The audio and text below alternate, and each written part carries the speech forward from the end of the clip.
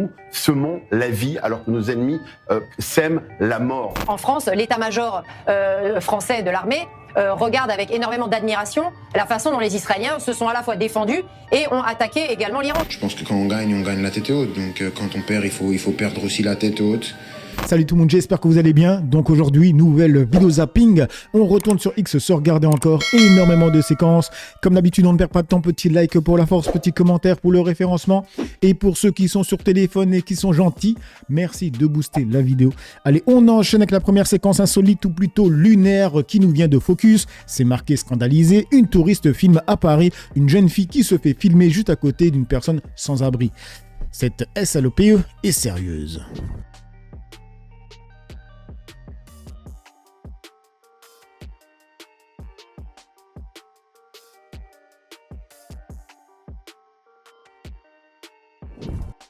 Mais qu'est-ce qui va pas dans leur crâne, sérieusement?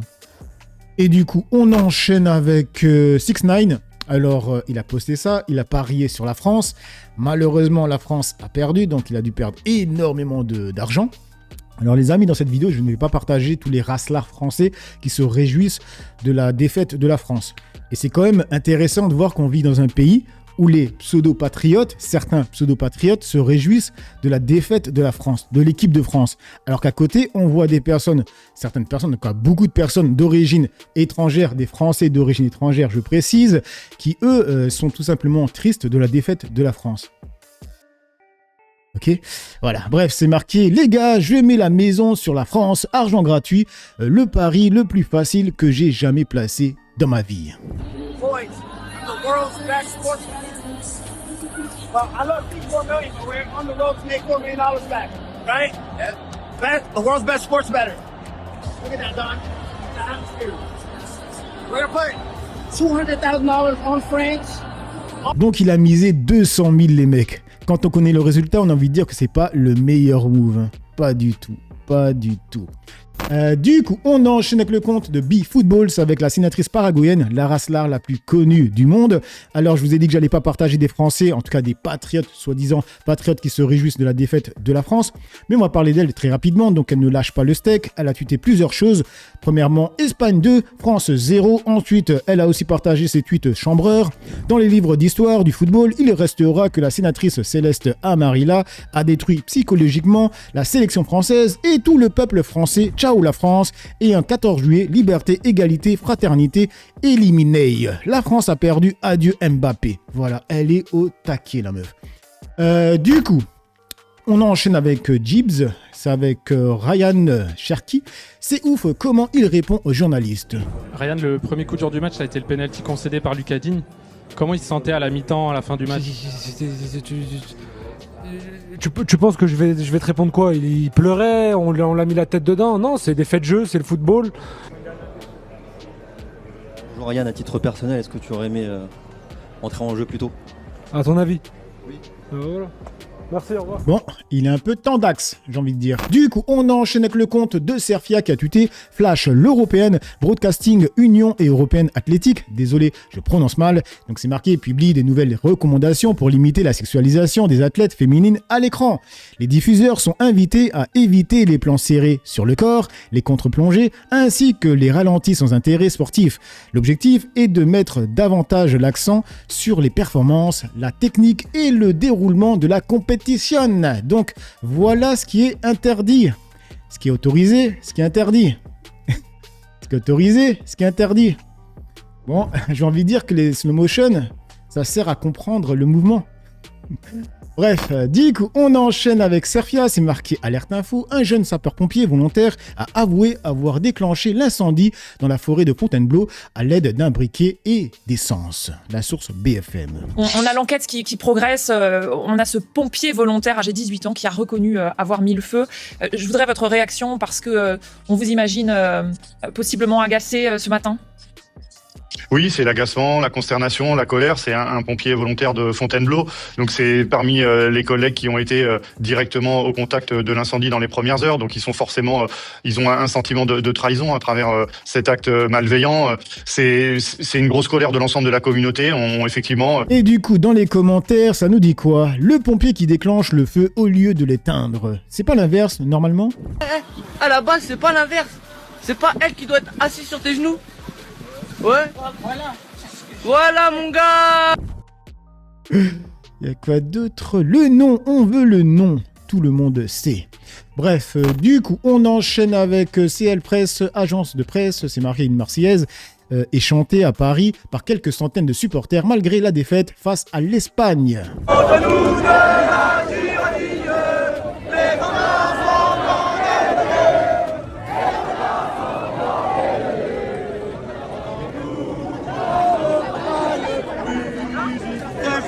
Voilà ce qu'on veut voir. Et du coup, ça continue en disant intervention surprise des policiers pour disperser le groupe de supporters de la France après leur Marseillaise.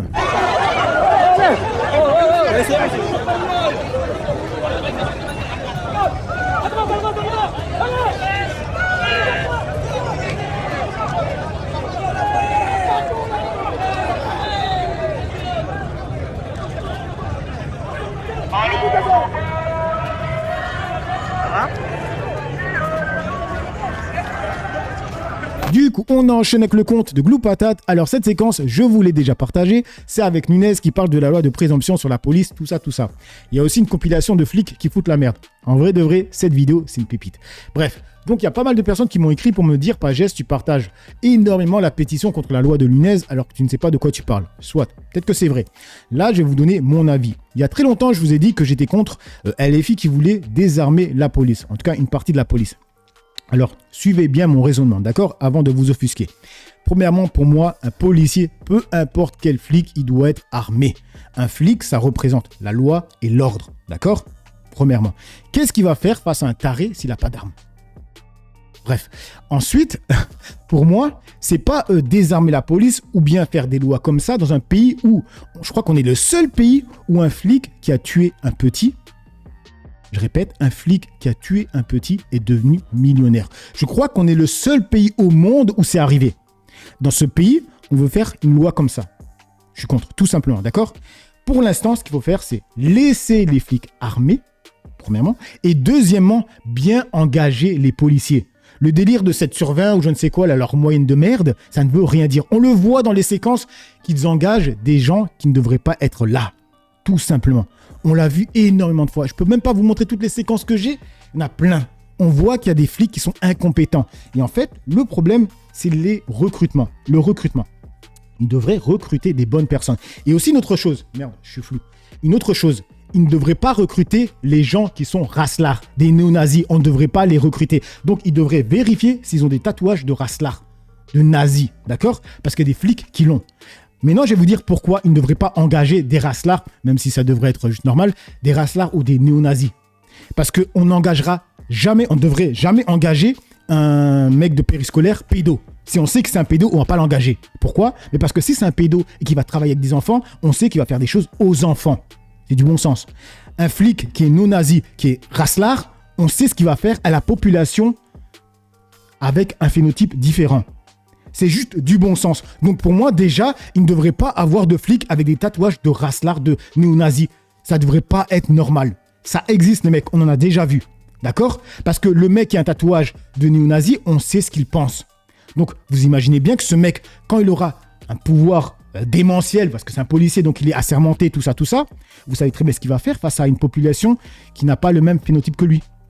C'est juste du bon sens. Donc premièrement, ne pas désarmer la police. Deuxièmement, bien engagé, bien recruté.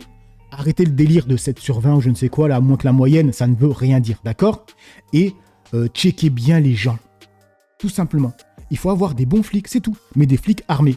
Ça, c'est mon avis personnel. Mais non, je ne sais pas ce que vous allez dire. Bref, je vous remets la séquence parce que c'est quand même une pépite. Croyez-vous que les policiers et les gendarmes soient contents quand ils font usage de leurs armes? Croyez-vous que ce soit un plaisir pour eux? Donc les mecs, je suis pas bien quand même. vrai kiff. Certainement pas, certainement pas. Honnêtement, là, j'ai tiré plus que 45 grenades. Oh putain, ça fait plaisir ça. Ils le font dans des cas légitimes. On prend le FAMAC et bam. Non, je vais le vider. Eh, faites-vous plaisir. Nos policiers et nos gendarmes sont des professionnels qui font preuve de sang-froid. Allez, allez. Vous voulez jouer? On va vous fortuner, vous allez voir. Ça n'est jamais un plaisir pour un policier ou un gendarme de faire usage de leurs armes. C'est pour ça, mec. J'ai attendu 10 ans de gendarmerie pour vivre ça. Généralement, ils s'en souviennent toute leur vie et c'est aussi un traumatisme pour eux, ne l'oubliez jamais. Ça va pas? Ah, je suis pas bien. T'as l'air ému? Ça me manquait tout ça. Voilà, bref, je sais pas si j'ai été clair dans mes explications. J'ai le nez bouché, je galère à parler, vous savez pas à quel point. Du coup, on enchaîne avec Esteban qui écrit Vincent Lapierre se fait haon. Et donc là, du coup, ici, t'es pourquoi là? Là, t'es venu faire quoi, là? Je pose des questions sur Marine Le Pen. Sur Marine Le Pen. Pour savoir ce que les gens pensent de. Ok. Et du coup, t'as eu quoi comme résultat pour le moment? Les gens sont contents? Alors, ce qui est très étonnant, c'est que les gens issus de l'immigration sont plutôt pour Marine Le Pen. D'accord. C'est ce que j'ai remarqué, hein, Ok, globalement. C'est quoi les gens issus de l'immigration du coup? C'est des gens qui viennent d'ailleurs, qui me disent moi je viens d'ailleurs et pourtant je suis d'accord avec ce qu'elle dit. D'accord. Et des gens comme toi, français, qui sont plutôt contre. C'est ce que j'ai remarqué. Donc il t'a dit que je fais partie de l'immigration du coup? Bah peut-être, j'en sais rien. C'est parce que je suis blanc aux yeux bleus, du coup tu parles de partie de l'immigration? Immigration proche quoi. Mais c'est quoi l'immigration? T'es marrant toi. C'est quoi l'immigration proche? Ça veut tout dire cette phrase. En fait, le problème pour eux, c'est l'immigration d'Afrique, hein, tout simplement, tu vois. Et encore, lui, il est même pas d'Europe, hein. Je sais plus les Péruviens ou je sais plus quoi, tu vois. C'est une singerie. C'est-à-dire que du moment que tu es perçu blanc, donc au moins d'Europe, ça va. Le problème, c'est l'immigration d'Afrique. Même l'immigration d'Amérique du Sud, ça va pour eux. Ça va pour eux, en vrai de vrai. Parce que ça ressemble un peu à l'Espagne, Portugal, Italie, tu vois. Moi, je suis issu de l'immigration, moi. Toi, t'es issu de l'immigration? Bah évidemment. Alors qu'il faut rappeler qu'à l'époque, le problème, c'était les Italiens, les Espagnols, les Portugais. Hein, après les Belges. Hein. Rappelez-vous ce que j'avais dit par rapport aux pancartes avec interdit aux chiens et aux Italiens. D'accord? C'est quoi, du coup, c'est quoi pour ma toi? mère est colombienne, mon père est français, je suis issu de l'immigration. Ok, et donc du coup, pour toi, moi, je suis pas issu de l'immigration. J'en sais rien en fait. Bah non, mais visiblement, tu me dis les gens comme moi. Toi, c'est quoi les gens comme moi, du coup? Les blancs. Ça existe les blancs, non? D'accord. Oui, mais moi, je suis pas blanc. Qui t'a dit que j'étais blanc? Je suis blanc, je suis français. Si, il est blanc. Son phénotype, il est blanc. Mais après, il est d'origine étrangère, tu vois. Et il va le dire. Mais là, on voit que Vincent Lapierre, il est mal. Il est mal. Parce qu'il a cru qu'il avait un Français pure souche en face de lui, tu vois. Je suis pas blanc. Tu t'identifies comme quoi? Moi, je me c'est que je te dis, je suis français, moi. Ouais. Voilà. Et donc, du coup, pourquoi tu dis les gens comme moi? C'est quoi? Comment t'as défini? Bah, je vois ta couleur de peau et je dis t'es blanc. Mais comment t'as défini que ces gens sont issus de l'immigration? Parce qu'ils me le disent. C'est extraordinaire. Parce qu'ils me le disent. Mais c'est non, arrête tes conneries, c'est extraordinaire. Tu regarderas le reportage. C'est pas comme ça que t'as commencé ta phrase. T'as dit les. Voilà, l'interaction montre bien que le seul problème de ces races-là, qui ne sont même pas des Français pure souche, je vous l'ai montré avec d'autres youtubeurs, c'est que l'immigré plutôt, pardon, il vient d'Afrique, tout simplement. Il peut venir d'Espagne, il peut venir du Portugal, il peut venir d'Ukraine, il peut venir d'Italie, il peut venir d'Afrique du Sud même. Du moment qu'il vient d'Afrique, c'est un problème pour eux. C'est tout, c'est juste ça. Issus de l'immigration sont contre Marine, sont pour Marine Le Pen. Sont plutôt pour, c'est ce que j'ai remarqué. Donc, du coup, comment t'as pu constater que parce qu'ils me le disent. Ouais, vas-y. Passe une bonne journée. Toi aussi. Voilà. Toi aussi. Comment tu t'appelles? Moi, je m'appelle Wassim. Enchanté, Wassim. Voilà, c'est cool. Vive la France. Et vive la France. Voilà. Et vive l'immigration. C'est important, hein. Ouais, ça dépend des proportions, pour moi.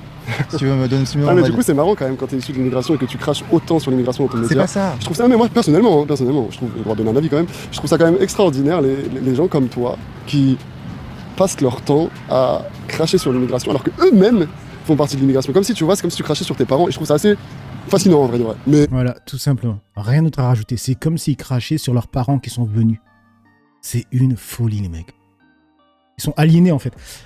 Du coup, on enchaîne avec Focus, c'est marqué Flash Info, une Française capturée. Ah oui, alors cette séquence, je l'avais vue, tu vois, mais j'avais oublié de vous la partager. Il y a une vieille qui a été filmée en train d'avoir des propos racistes. L'audio n'est pas super bon, tu vois. Il y a un mec qui a amélioré l'audio et du coup, à la fin, on se rend compte, pourquoi elle a dit ça. C'est une singerie, les mecs. Regardez. Qu'on leur donne du boulot et des logements et qui sont là à nous emmerder. Parce que je vais vous dire, ils viennent en France pour nous emmerder. Hein, c'est des nègres. C'est quoi donc? C'est des nègres, c'est d'anciens esclaves. Ils viennent, ils nous agressent. Regardez comment ils sont. Ils n'arrêtent pas d'aboyer. Moi, je suis très bien comme ça, mais c'est eux qui sont pas nets. Elle, on dirait que ça lui coûte de me tenir la porte pour que je passe cette mon vélo. C'est normal, ils n'ont pas d'éducation, c'est pas la même culture. Voilà. Tout ça parce qu'il y a une femme qui n'a pas voulu lui tenir la porte pour qu'elle passe avec le vélo. Et du coup, elle traite les Noirs de haine, d'esclaves et tout ça.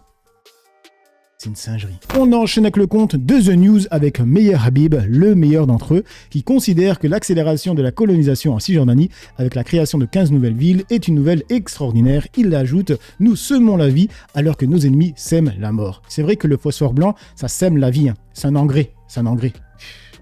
À titre personnel, je souhaite absolument pas qu'il écarte les partis orthodoxes. Mais attendez, mais d'abord je vais vous dire ce qu'a dit Benjamin Netanyahou. Il a dit clairement qu'il essaierait de faire le gouvernement sioniste le plus large possible, avec les lignes qui soient les lignes du Likoud. C'est-à-dire, aujourd'hui, il y a une nouvelle extraordinaire.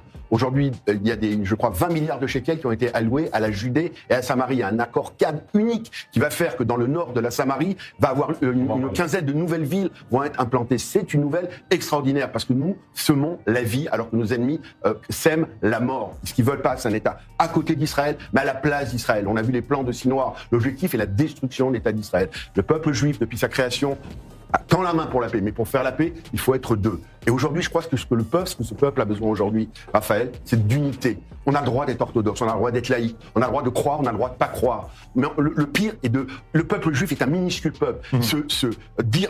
Éjecter une partie du peuple, que ce soit d'un côté ou de l'autre, je trouve ça lamentable. Et l'objectif de Benjamin Netanyahou, c'est avec sa coalition actuelle, mais en élargissant à d'autres partis sionistes, de faire la coalition sioniste la plus large parce que les défis sont immenses. Et on continue avec le compte de Focus avec Barbara Lefebvre, la copine de Meyer Habib, qui récidive en faisant ouvertement l'apologie des crimes de guerre commis par Israël. Elle dit « Tout le Moyen-Orient a bien vu la force de frappe israélienne. Même ici en France, l'état-major des armées regarde avec beaucoup d'admiration la façon dont les Israéliens se sont défendus. » Israël a réussi à déjouer la stratégie mortifère de l'encerclement par les proxys de l'Iran, que les Iraniens ont mis des années et des dizaines d'années à bâtir. Cet encerclement, les Houthis, le Hezbollah, le Hamas, etc., tout ça a quand même sacrément pris du plomb dans l'aile. Les Iraniens et tout le monde autour, tout le Moyen-Orient a bien vu à la fois la force de frappe israélienne, mais aussi la puissance de la collaboration stratégique et du renseignement israélo-américain. Tout ça, croyez bien que c'est regardé de façon très attentive par les voisins et par le monde entier. Poutine, Xi, tout le monde regarde ce qui s'est passé et tout le monde a quand même, et même ici en France, l'état-major français de l'armée regarde avec énormément d'admiration la façon dont les Israéliens se sont à la fois défendus et ont attaqué également l'Iran. Donc je pense que pour l'instant, le mieux pour Israël, c'est aussi d'être dans la fin, on va dire, de la lutte contre le Hezbollah. C'est vraiment aussi la priorité sécuritaire aujourd'hui, c'est le Hezbollah et c'est aussi aller au bout du désarmement du Hamas. Parce que là, ce front-là, il va falloir aussi aller s'occuper du Hamas, parce que le Hamas, même si bien sûr il ne reprend pas du poil de la bête en termes d'opérations militaires ou d'opérations terroristes, mais enfin, il faut toujours se méfier du lait sur le feu, quoi. Et le lait sur le feu, c'est ça les mecs, hein. C'est ça qu'elle veut que Israël continue de faire. C'est bombarder des familles, et voilà ce qui arrive. Là, c'est un petit enfant qui est coupé en deux, tout simplement. Qui est coupé en deux, d'accord ? Israël vient de bombarder une famille palestinienne. Ce que vous voyez au sol est le corps d'un enfant. Il lui manque sa moitié déchiquetée par le bombardement. Israël tue et cible volontairement. Il n'y a aucune erreur ou dommage collatéral. Voilà, je ne vais pas mettre lecture, hein, vous doutez pourquoi. Bref, donc voilà les amis pour cette petite vidéo zapping. Dites-moi ce que vous en pensez dans l'espace commentaire. N'oubliez pas le petit like et on se dit à une autre vidéo. Allez, ciao tout le monde.